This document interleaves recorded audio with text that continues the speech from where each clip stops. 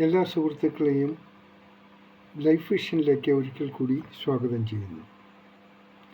ഇന്നത്തെ വീഡിയോ റഷ്യയും ഉക്രൈനും തമ്മിലുള്ള യുദ്ധത്തെക്കുറിച്ചാണ്. നമുക്കറിയാം, നാളുകൾ ഏറെ കഴിഞ്ഞു. ഈ യുദ്ധം ഇതുവരെയും ഒരു സ്ഥലത്തും എത്താതെ യുദ്ധം തുടർന്നുകൊണ്ടേയിരിക്കുന്നു. വളരെ സങ്കടകരമായ കാര്യം, യുക്രൈനും റഷ്യയും ഒരേ രാജ്യമായിരുന്നു. നമുക്കറിയാം, USSR, United socialist Soviet Russia,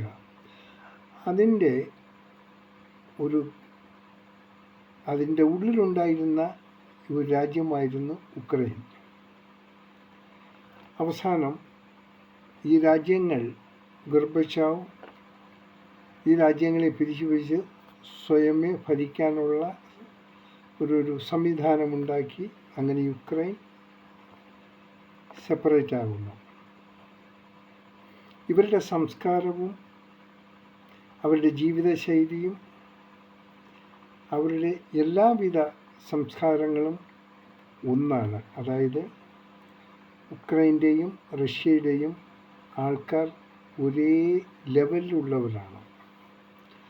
എന്നാൽ ഇപ്പോൾ സംഭവിച്ചിരിക്കുന്നത്, ആയിരക്കണക്കിന് ആൾക്കാരുടെ ജീവനാണ് നഷ്ടപ്പെട്ടു കഴിഞ്ഞത് ഈ യുദ്ധത്തിലൂടെ. രണ്ട് നേതാക്കന്മാരുടെ വിട്ടുവീഴ്ചയില്ലാത്ത മനോഭാവം, മരണം അടയുന്ന അവരുടെ കുടുംബങ്ങൾക്കുണ്ടാകുന്ന നഷ്ടങ്ങൾ, ഇതാരും ശ്രദ്ധിക്കുന്നില്ല. ആര് ജയിക്കും ആര് തോൽക്കും എന്നുള്ളതല്ല. തുടക്കത്തിൽ കൂലിപ്പട്ടാളത്തെ വെച്ചായിരുന്നു റഷ്യ ഉക്രൈനെതിരെ യുദ്ധം തുടങ്ങിയത്. അവസാനം കൂലിപ്പട്ടാളത്തിനെ കൊണ്ട് റഷ്യ വിചാരിച്ച രീതിയിലുള്ളൊരു വിജയം കൈവരിക്കാൻ സാധിച്ചില്ല. എന്നാൽ ഇപ്പോൾ കേൾക്കുന്നത്, വടക്കൻ കൊറിയയിൽ നിന്നും പട്ടാളക്കാരെ യുക്രൈൻ യുദ്ധത്തിലേക്ക് യുക്രൈനു എതിരായിട്ട് യുദ്ധം ചെയ്യാൻ വടക്കൻ കൊറിയ മിലിറ്ററിയെ വിളിച്ചിരിക്കുന്നതായിട്ടാണ് അറിവ്. വടക്കൻ കൊറിയ അവർ അയക്കാൻ സന്നദ്ധതയും അറിയിച്ചു എന്നും കൂടി കേൾക്കുന്നു.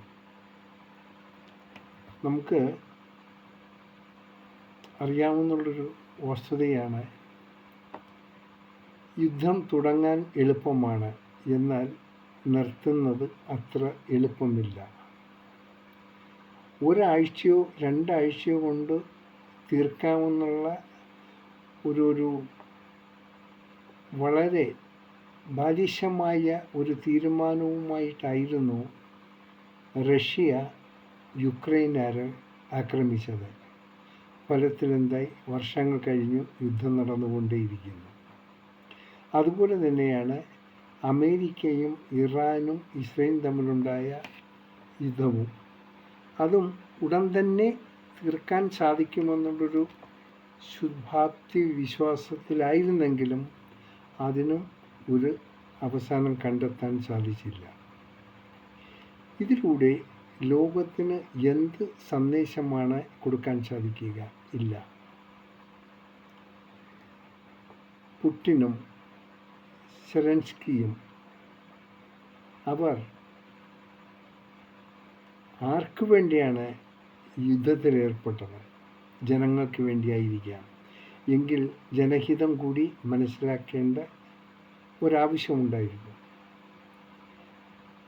അവരുടെ ആഗ്രഹത്തിനനുസരിച്ചല്ല ഇപ്പോൾ നടക്കുന്ന യുദ്ധങ്ങൾ. അത് ഇറാനിലായിരുന്നാലും ഇസ്രയേലിലായിരുന്നാലും അമേരിക്കയിലായിരുന്നാലും എന്തായിരുന്നാലും യുദ്ധത്തിൽ ഏർപ്പെട്ടിരിക്കുന്നവർ ആരും തന്നെ ആത്മാർത്ഥതയുള്ളവരല്ല. അവർ ലോകത്തിന് സമാധാനത്തെ ഇല്ലാതാക്കാനും ജനങ്ങളെ കൊന്നെടുക്കാനും അവരുടെ ആധിപത്യം നിലനിർത്താനും വേണ്ടി മാത്രം ശ്രമിക്കുന്ന നേതാക്കന്മാരാണ്. ഇറാനും അമേരിക്കയും തമ്മിലുള്ള യുദ്ധത്തിന് മീഡിയേഷനാകാൻ അമേരിക്ക ഏർപ്പെടുത്തിയ നാം പറയുന്ന രാജ്യമുണ്ട്. ലോകത്തിലെ ഏറ്റവും വലിയ ദരിദ്ര രാജ്യവും ലോകത്തിൽ ഏറ്റവും കൂടുതൽ തീവ്രവാദികളെ സൃഷ്ടിക്കുന്നതും ലോകത്തിൽ ഒരിക്കലും നല്ല ഭരണം കാഴ്ചവയ്ക്കാത്തതും പട്ടാള ഭരണം മാത്രം കൊണ്ട് കണ്ടുപിടിക്കുന്നതുമായ പാകിസ്ഥാനിയായിരുന്നു. അവസാനം പാകിസ്ഥാൻ്റെ മീഡിയേഷൻ സക്സസ് ആകാതെ ഫെയിലിയറായിപ്പോയി. ഇപ്പോൾ പാകിസ്ഥാൻ ചെന്നപ്പെട്ടിരിക്കുന്നത് സൗദിയുടെയും തുർക്കിയുടെയും കൈകളിലാണ്. അവിടെ പാകിസ്ഥാൻ അണുവായുധമുണ്ടെന്നുള്ള ആ ഒരു പ്രീക്വാളിഫിക്കേഷനിൽ സൗദി അറേബ്യയും തുർക്കിയും പാകിസ്ഥാനെ സപ്പോർട്ട് ചെയ്യുന്നു. അങ്ങനെ ഇവർ 3 രാജ്യങ്ങളും കൂടി ചേർന്ന് ഒരു സൈനിക ഉടമ്പടിയും ഉണ്ടാക്കി കഴിഞ്ഞു. ഇതിൽ നേട്ടം കൊയ്യുന്നത് പാകിസ്ഥാനാണ്. ദരിദ്രത്തിൽ ജീവിക്കുന്ന ഈ രാജ്യം, ഇവർക്ക് ഏറ്റവും പ്രധാനം അസീം മുനീറിന് അവിടുത്തെ പ്രസിഡൻ്റായി ഒന്ന് ഭരിക്കണമെന്നുണ്ട് വലിയ ആഗ്രഹമുണ്ട്. അത് ആഗ്രഹം സഫലീകരിക്കണമെങ്കിൽ ഇന്ത്യയുമായിട്ട് ചെറിയൊരു യുദ്ധം നടത്തണം. 100% ഇന്ത്യയുമായി യുദ്ധം നടത്താനുള്ള ഒരു തയ്യാറെടുപ്പിൽ തന്നെയാണ് അസീം മുനീർ. കാരണം സൗദി അറേബ്യ ആവശ്യത്തിനുള്ള ഫണ്ട് ഇവർക്ക് കൊടുക്കും, ആവശ്യത്തിനുള്ള ആയുധവും ഡ്രോണുകളും മറ്റുമൊക്കെ തുർക്കിയും കൊടുക്കും. കാരണം ഈ തുർക്കി എന്ന് പറയുന്ന എർദോഗൻ എന്ന് പറഞ്ഞ വ്യക്തി വെറും ഈ ഇസ്ലാം മതത്തെ തകർക്കാനും മറ്റൊരു ഭാഗത്ത് ഇസ്ലാമിൻ്റെ രക്ഷകനെന്നും പറഞ്ഞ് ആക്ട് ചെയ്യുന്ന ഒരു മോശപ്പെട്ടൊരു കഥാപാത്രമാണ് ഈ തുർക്കി ഭരണാധികാരി. തീർച്ചയായിട്ടും ഈ തുർക്കി എപ്പോഴും ഇന്ത്യക്കെതിരായിട്ടും പാകിസ്ഥാന് സപ്പോർട്ട് ചെയ്യുന്ന രീതിയിലും ആയിരുന്നു പല പ്രസ്താവനകളും ഇതുവരെ നടത്തിക്കൊണ്ടിരുന്നത്. ഇപ്പോഴും അതുതന്നെയാണ് ചെയ്യുന്നത്. അതുകൊണ്ട് പാകിസ്ഥാൻ യുദ്ധത്തിൽ ഇന്ത്യയുമായി ഒരു യുദ്ധത്തിന് ഏർപ്പെട്ടാൽ അതിലേറ്റവും കൂടുതൽ സഹായം നൽകാൻ പോണത് തുർക്കിയായിരിക്കും. അതിന് യാതൊരു സംശയവുമില്ല.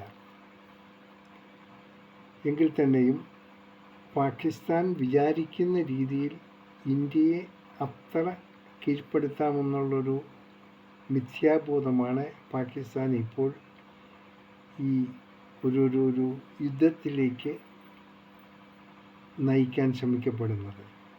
പോട്ടെ, എന്താണേലും ഈ സൗദി അറേബ്യ, തുർക്കി, പാകിസ്ഥാൻ ഇവരുടെയൊക്കെ ഈ കൂട്ടായ്മ എപ്പോഴും നാം സംശയദൃഷ്ടിയോടുകൂടി തന്നെ നോക്കിക്കാണേണ്ടിയിരിക്കുന്നു.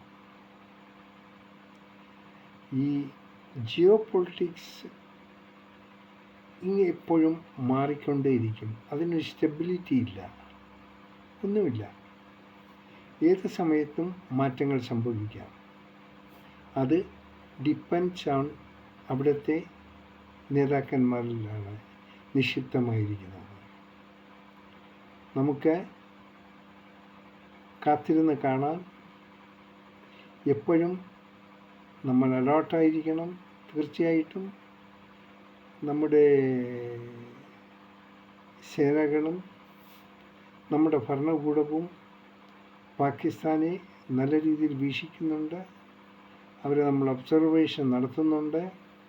അതുകൊണ്ട് പാകിസ്ഥാന് അണുബോംബ് ആയുധങ്ങളുണ്ടെന്നുള്ള രീതിയിൽ ഇന്ത്യയെ അത്ര പെട്ടെന്ന് കയറി അറ്റാക്ക് ചെയ്യാനും തകർക്കാനും ശ്രമിക്കുന്നെങ്കിൽ അത് വെറും മിഥ്യാബോധമാണ്, നടക്കുന്ന കാര്യമല്ല. പക്ഷെ മറ്റുള്ള ഇസ്ലാമിക് രാജ്യങ്ങളുടെ ഫ്രണ്ടിൽ ഇവർ അണുവായുധ ശക്തി എന്നുള്ള ഒരു ലേബിളിൽ മാത്രമാണ് പാകിസ്ഥാന് ആരെങ്കിലും അവരോടൊപ്പം കൂട്ടുന്നത്. അല്ലെങ്കിൽ ദേ ആർ ബിഗ് സീറോ. എന്തായിരുന്നാലും ലോകത്തിന് വേണ്ടത് സമാധാനമാണ്. യുദ്ധമില്ലാത്ത ഒരു അന്തരീക്ഷം നമുക്കുണ്ടാകണം. അതാണ് നമ്മൾ ആഗ്രഹിക്കുന്നത്. പരസ്പരം പോരടിച്ചിട്ട് പരസ്പരം യുദ്ധം ചെയ്തിട്ട് നാം നാശത്തിലേക്ക് എത്തുകയല്ലാതെ നാം നല്ലൊരു പാതയിലേക്ക് ഒരിക്കലും എത്തുകയില്ല. നമുക്ക് കാത്തിരുന്ന് കാണാം. ആകെ നമുക്ക് പ്രാർത്ഥിക്കുകയും പ്രതീക്ഷിക്കാമെന്നുള്ളത് യുദ്ധമില്ലാത്ത ഒരു ലോകത്ത് കുറച്ച് നാളെങ്കിലും നമുക്ക് ജീവിക്കാനുള്ള സാഹചര്യം ഈശ്വരൻ തരട്ടെ എന്ന് പ്രാർത്ഥിക്കാം. കാണാം വീണ്ടും മറ്റൊരു വീഡിയോയിലൂടെ. ഞാൻ GK തുമ്പക്കാരൻ. Thank you.